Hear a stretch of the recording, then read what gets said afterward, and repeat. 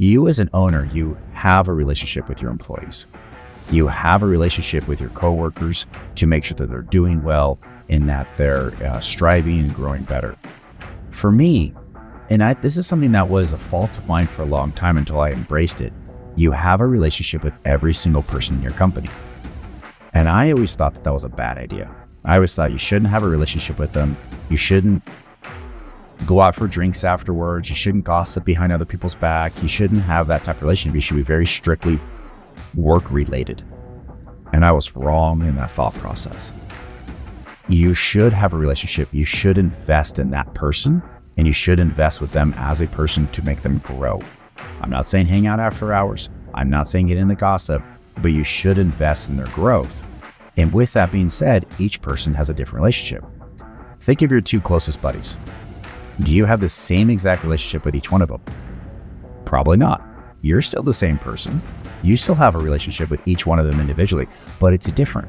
Now sprinkle 10, 20, 30, 40, 50 different people that you're working with every day. That's a lot of different relationships and a lot of different ways you want to attack it. So I want to talk about some good relationships, some bad relationships. And I'm going to go into some of the personal, I'm going to go into some of the work related to show you some examples of what you see that looks healthy, but really isn't. And then ones that are truly healthy. Number one, people that never ever bicker. That's a bad relationship. Sounds bad, right? Sounds like, no, Aaron, you're wrong. No, hear me out. If you see a couple that never ever bickers, no matter what, one person says something, the other person complies, that's a master-servant relationship. That is not a co-equal, that's not equal there. And I see this all the time in the workplace. You speak, the other person goes off and does it, they come back, and they sit there and they wait. I, all the time, during my consulting, talk about how to make everybody natural born leaders. How to everybody be their own boss when they walk in the front doors and know what's going on.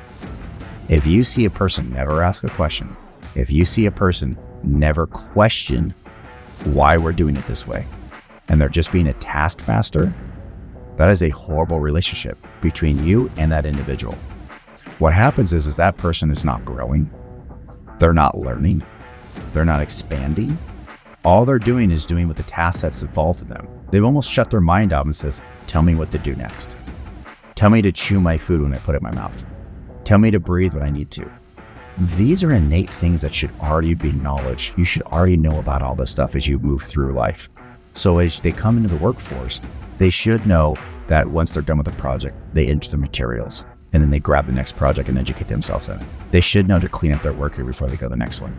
They should have all these innate ideas into their world, because what's going to happen is if they're a taskmaster and you're not there, you're going to have zero productivity out of this individual.